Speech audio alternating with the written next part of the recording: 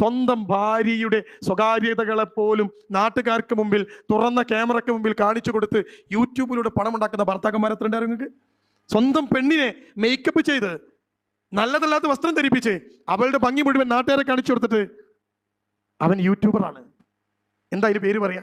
നിങ്ങൾ പറഞ്ഞോ.